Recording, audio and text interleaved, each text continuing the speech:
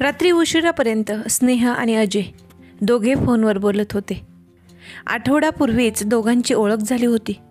त्यापूर्वी ते दोघे एकमेकांना ओळखतही नव्हते. दोघांच्याही घरी त्यांच्या लग्नाची बोलणी चालू होती. अशा वेळी कुणा एका मध्यस्थी मित्रांकडून दोघांच्या लग्नाची बोलणी सुरू झाली. स्नेहाला बघता क्षणी अजयच्या घरच्यांनी सून म्हणून तिला पसंत केलं होतं. स्नेहालाही अजय पसंत होता. दोघांनीही एकमेकांना पसंती कळवली होती. तरीही स्नेहाच्या आईला कोणतीच घाई करायची नव्हती. 6 महिन्यापूर्वीच स्नेहाचे बाबा एका अपघातात कायमचे त्यांना सोडून गेले होते. स्नेहा आणि तिचा भाऊ या दोघांचीही जबाबदारी एकट्या आशाताईवर होती. म्हणायला त्यांचे बरेच नातेवाईक होते, पण संकट काळात आपली सावलीही आपली सोबत सोडते ना, असा काहीसा अनुभव आशाताईंना पतीच्या निधनानंतर लवकरच आला. त्यांनी आपल्या नातेवाईकांकडून कसलीही अपेक्षा न ठेवता आपलं आयुष्य आपल्या मुलांच्या साथीने सावरायचं ठरवलं. मुलगा प्रतीक शिक्षणानिमित्त बाहेर गावी होता. स्नेहालाही त्यांनी ओळखीने एका बँकेत नोकरीला लावून तिला स्वतःच्या पायावर उभं केलं होतं. पण एवढं करून भागणार नव्हतं. अजून प्रतीकचं शिक्षणही पूर्ण व्हायचं होतं. काही दिवसांनी स्नेहाच्या लग्नाची जबाबदारीही पार पाडायची होती. घरात दुसरं कोणी कमवतं नव्हतं. स्नेहालाही कामावर रुजू होऊन फार दिवस झाले नव्हते. तिच्या एकटीच्या खांद्यावर सारा भार टाकणे हे शक्य नव्हते. अचानक पतिनिधनानंतर आशाताईवर फार मोठे संकट कोसळले होते. सारेच मार्ग बंद झाल्यासारखे वाटत होते. अशा वेळी आशाताईंच्या एका मैत्रिणीने त्यांना नोकरीची संधी उपलब्ध करून दिली. जवळच्याच एका बचत गटात त्यांनी आशाताईंना काम मिळवून दिलं. आशाताई सोबतच्या आपल्या कामगार मैत्रिणींसोबत पापड, लोणची, मसाले तयार करण्याचं काम खूप आवडीनं करत होत्या. त्यातून कुटुंबाला सावरण्याचं बळ त्यांना मिळत होते. अशातच अजयचे स्थळ नेहासाठी सांगून आले. अजय आणि स्नेहाने दोघांनीही एकमेकांना पसंत केलं होतं. अजयच्या घरचेही खूप चांगले आणि उच्च शिक्षित होते. पण अजयच्या आईच्या सततच्या आजारपणामुळे त्यांना अजयच्या लग्नाची घाई होती. स्नेहा अजयच्या घरच्यांनाही पसंत होती. आशाताईंना अजय जावई म्हणूनही पसंत होता. सारं काही छान चाललं होतं.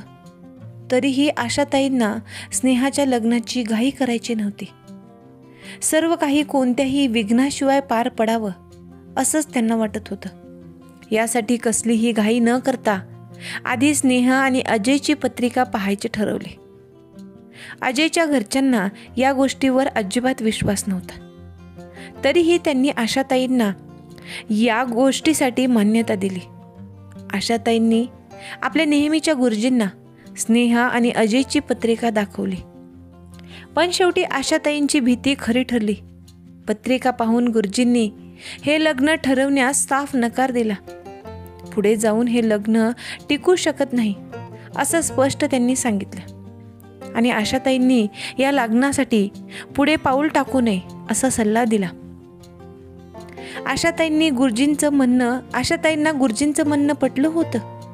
आजपर्यंत गुरुजींनी जेवढे काही सल्ले दिले होते ते तंतोतंत खरे ठरत होते असा त्यांचा अनुभव होता. त्यामुळे यावेळीही आपलं पुढे जाणे टाळले पाहिजे असं आशाताईंना वाटलं आणि त्यांनी निर्णय घेतला. आता हे लग्न होणे शक्य नाही. पण स्नेहाला कसं समजवावं असा त्यांना प्रश्न पडला. 8 दिवसांच्या या ओळखीचं हळूहळू प्रेमात बदल होताना त्या पाहत होत्या. फोनवर होणारं रोजचं बोलणं, चेष्टा मस्करी सारं काही एक नवीन वळण घेत होतं. स्नेहाला इथेच थांबवणं गरजेचं होतं. ती हळूहळू अजयच्या प्रेमात गुंतत होती. दोघेही लग्नाची स्वप्न रंगविण्यात मग्न होती. स्नेहाने तर बऱ्याच गोष्टी ठरवल्या होत्या. हळूहळू त्यांच्या तयारीलाही ती लागली होती. अशा वेळी लग्न मोडल्याची बातमी ऐकूनच ती कोसळली. याची आशाताईंना कल्पना होती, पण मुलीच्या भविष्याची त्यांना चिंतासुद्धा होती. जाणून बुजून मुलीच्या भविष्याशी खेळणं त्यांना मान्य नव्हतं. आपल्या मुलीला भविष्यात कोणतीच अडचण भासू नये, तिची सारी स्वप्न पूर्ण होतील आणि तिला समजून घेईल असा, सुखात ठेवील असाच जोडीदार त्यांना जावई म्हणून हवा होता. पण आता स्नेहाची समजूत कशी काढावी असा त्यांना प्रश्न पडला. गुरुजींचा सल्ला घेतल्यापासून आशाताई फारच विचारात पडल्या होत्या. त्यांना आपल्या लेकीचं मन दुखवायचं नव्हतं, तरीही जाणून बुजून त्या तिला या संकटात टाकू शकत नव्हत्या. काय करावं त्यांना काही कळेना. स्नेहाला सर्व शांततेत समजावून तिला या नात्यातून बाहेर काढणे खूप गरजेचे होते. आशाताईंनी मनाशी निर्णय केला. आता अजून जास्त वेळ वाया घालवून चालणार नव्हता. लवकरात लवकर ठोस निर्णय घेणे गरजेचे होते.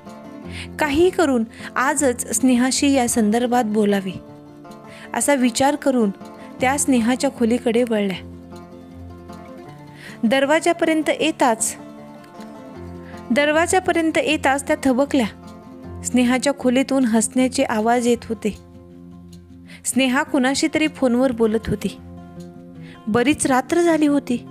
आता यावेळी स्नेहा कुणाशी बोलत असेल? कदाचित अजयशी तर नसेल. आशाताईंच्या मनात विचार येऊन गेला. हो, नक्कीच स्नेहा अजयशी बोलत असणार. थोडा वेळ खोलीत जाणे त्यांनी टाळले.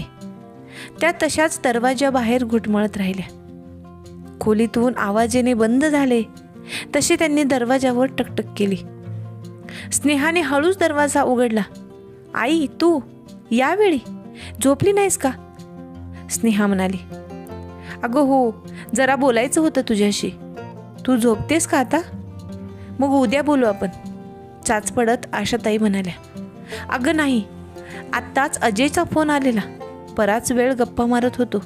तू ये ना आत, आता आपण गप्पा मारू. आईच्या हाताला धरून तिला बेडवर बसवत स्नेहा म्हणाली. बोल ना, काय बोलायचं होतं? आणि तू अजून जागीच का आहेस? तुला जागरण झेपत नाही ना? पित्ताचा त्रास होतो सकाळी उठलीस की. मग का जागी अजून? आशाताईंना लटके रागवत स्नेहा म्हणाली. अगं हो, आत्ताच थंड दूध पिऊन आले. सकाळीच बोलणार होते तुझ्याशी, पण झोप येत नव्हती. म्हटलं बघू तू पण जागी आहेस का ते, असं आशाताई म्हणाल्या. आई, काय झालंय? तू एवढी टेन्शनमध्ये का दिसतेस? काही झालंय का? काळजीच्या सुरात स्नेहा म्हणाली.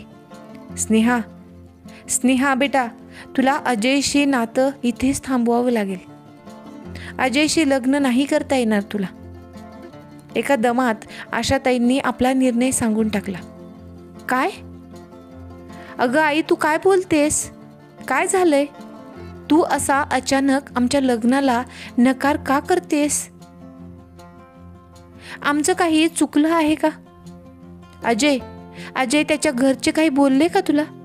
स्नेहाने एका मागोमाग एक आईवर प्रश्नांची बरसात चालू केली.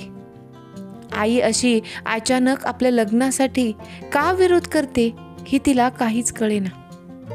तिला अजय मनापासून जावई म्हणून पसंत तर होता. मग आज असं अचानक आईला काय झालंय?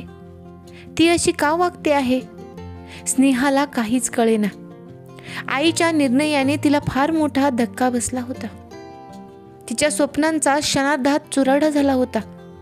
ती हातांच्या ओंजळीत चेहरा खुपसून रडू लागली. तिला हा धक्का सहन करण्यापलीकडचा होता. बराच वेळ ती रडत होती. आशाताईंना लेकीची ही अवस्था बघवेना. त्यांच्याही डोळ्यातून अश्रू ओघळू लागले. बराच वेळ माया लेकी शांत बसून होत्या. कुणीही कुणाशी बोलेना.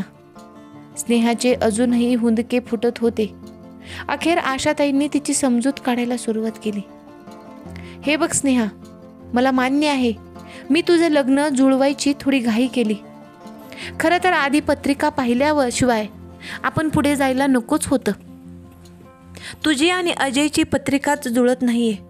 अजयची पत्रिका पाहून गुरुजींनी हे लग्न ठरविण्यास साफ नकार दिलाय. तरीही हे लग्न ठरलं तर ते फार काळ टिकणार नाही, असं आशाताई म्हणाल्या. पत्रिका? अगं आई, तू पत्रिका जुळली नाही म्हणून आमचं लग्न मोडणार का? आई, आमचं नातं टिकवायचं की नाही हे फक्त आमच्याच हातात आहे. यात पत्रिकेचा काय संबंध? आणि तू कुठच्या जगात वावरतेस? जग कुठच्या कुठे गेले आता.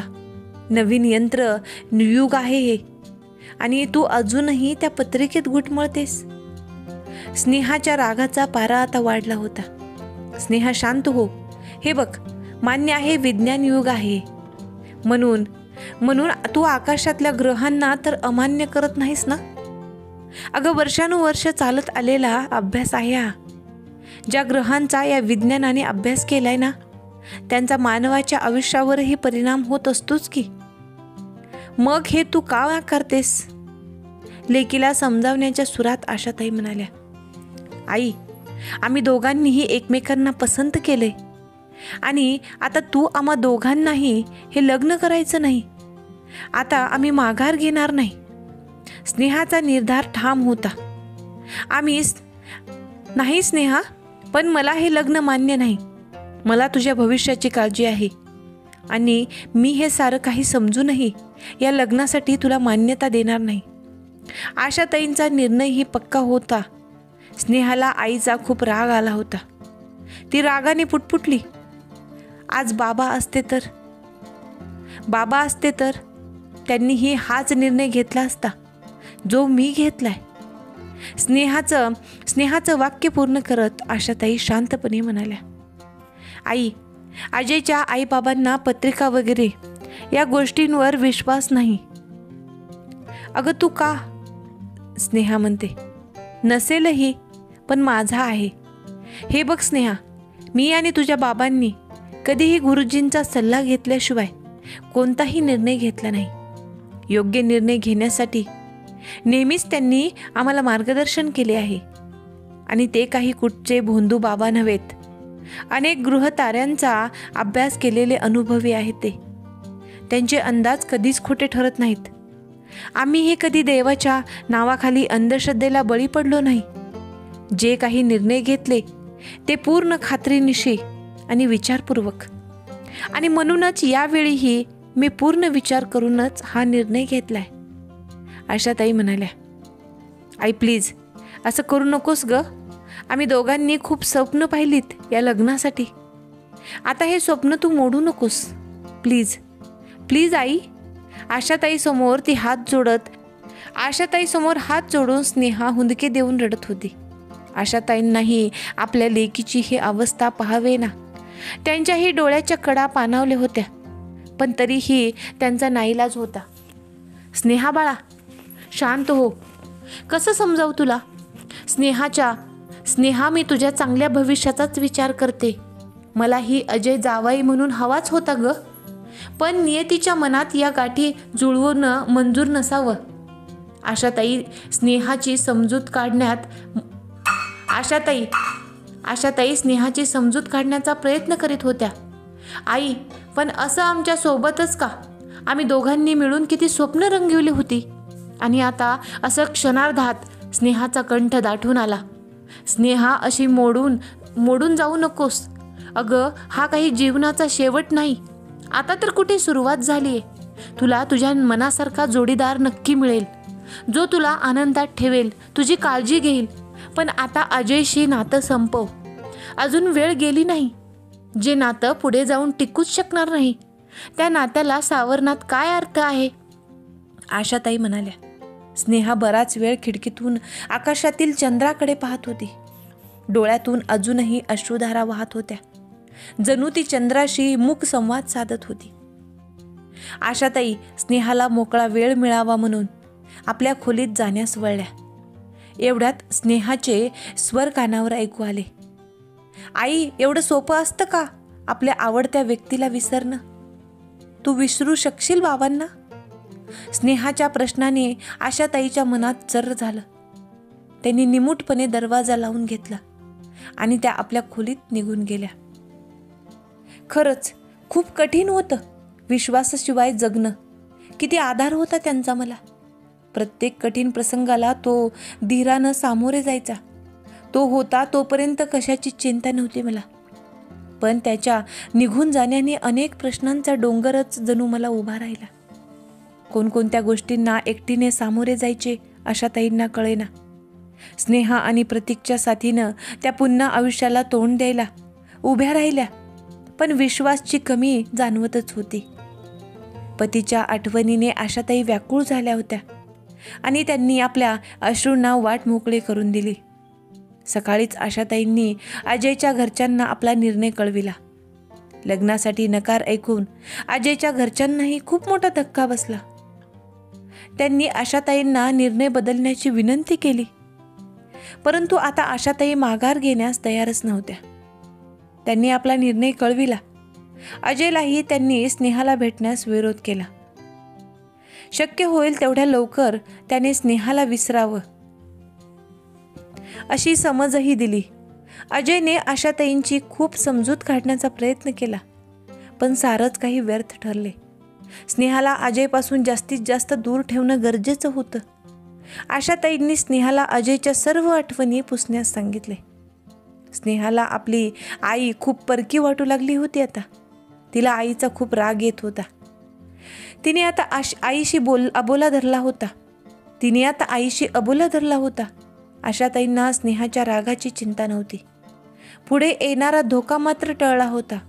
आता एखादा चांगला मुलगा स्नेहाच्या आयुष्यात येणं गरजेचं होतं, जो तिला समजून घेईल. स्नेहाने काही चुकीचं पाऊल उचलण्या अगोदर तिच्या लग्नाची तयारी सुरू करायची होती. त्यासाठी पुन्हा वर संशोधनास सुरुवात झाली. यवाना सर्व नातेवाईकांना स्नेहाचं लग्न मोडल्याची बातमी समजली होती.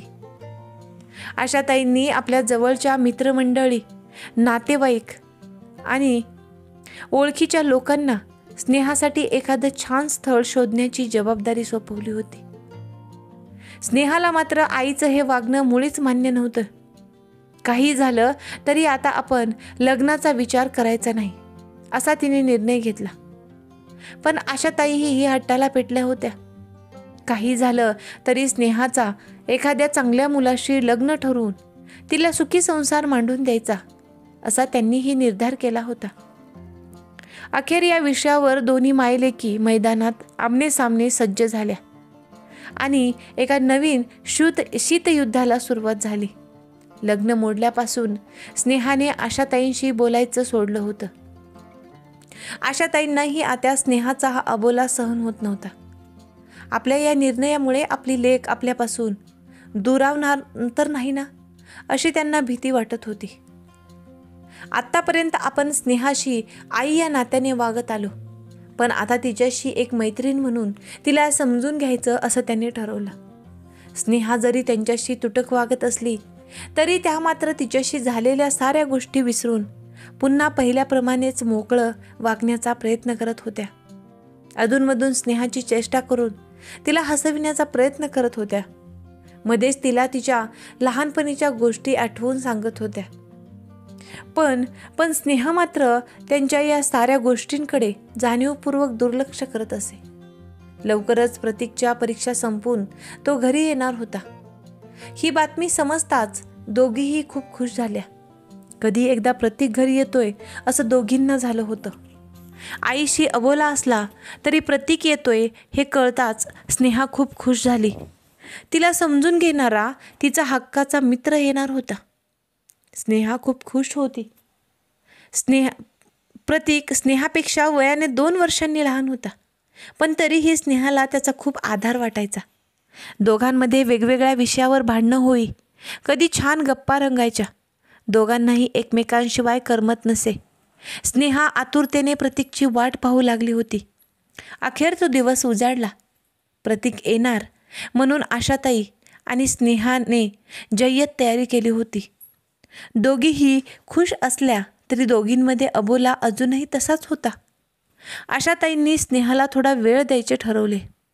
प्रतीक आला की तोच स्नेहाला यातून बाहेर काढू शकेल याची त्यांना खात्री होती.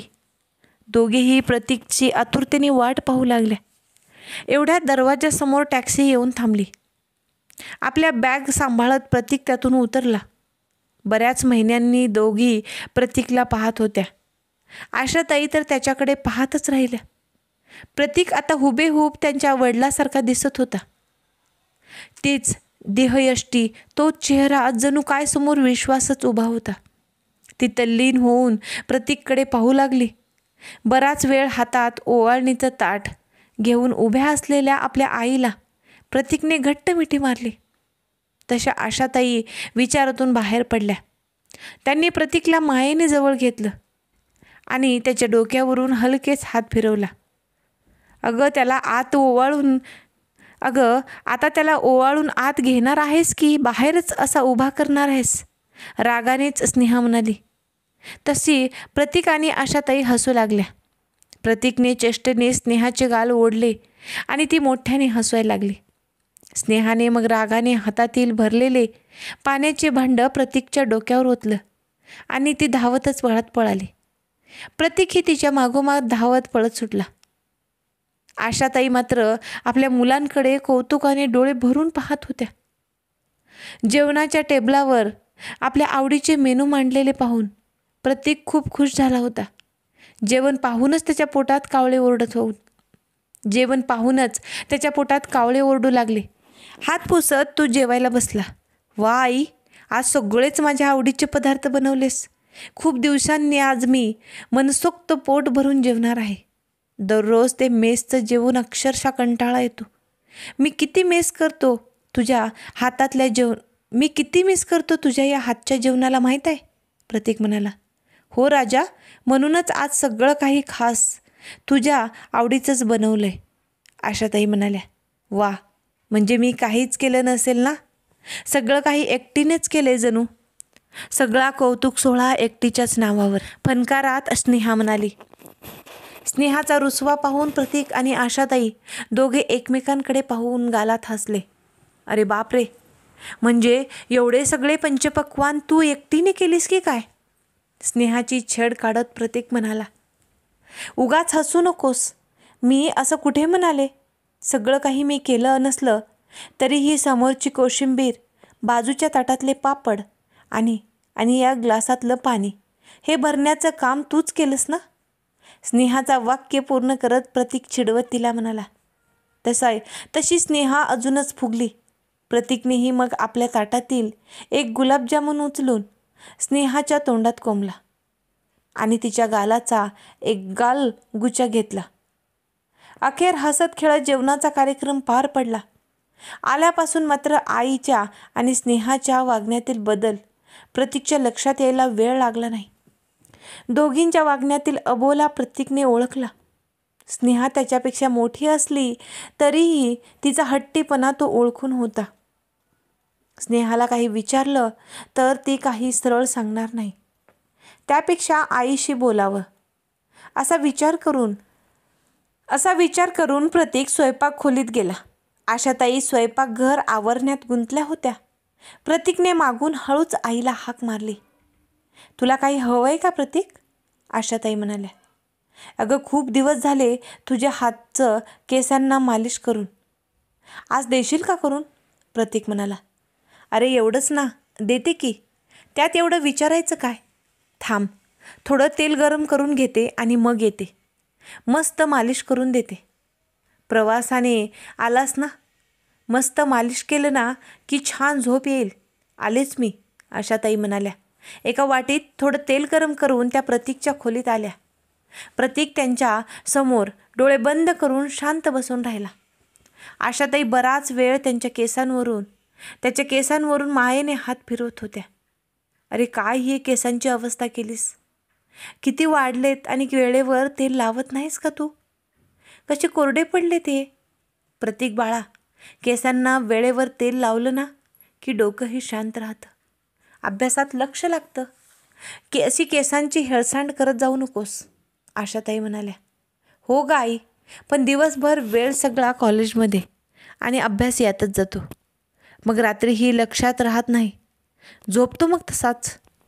आणि तू पण नाहीस जवळ ना मालिश करून द्यायला. आईच्या पायावर डोकं टेकत प्रतीक म्हणाला. अरे पण तू असा स्वतःची हेळसांड करत राहिलास तर माझं तरी इकडे लक्ष लागेल का? राजा, तू आता लहान नाहीस, आमच्यापासून दूर राहतोस. आता तू स्वतःची काळजी स्वतः घेतली पाहिजेस. आशाताई म्हणाल्या, हो आई, आता यापुढे नाही करणार असे. काळजी घेत जाईन मी. प्रतीक म्हणाला, आई, स्नेहाला पण अशीच मालिश करून देतेस ना? तरीही बाईसाहेबांचं डोकं नेहमीप्रमाणेच गरम. एवढी काय चिडचिड करते ही? आणि तुम्ही दोघी बोलत नाहीत का एकमेकींशी? आईच्या डोळ्यात पाहत प्रतीक म्हणाला. तशा आशाताई चपापल्या.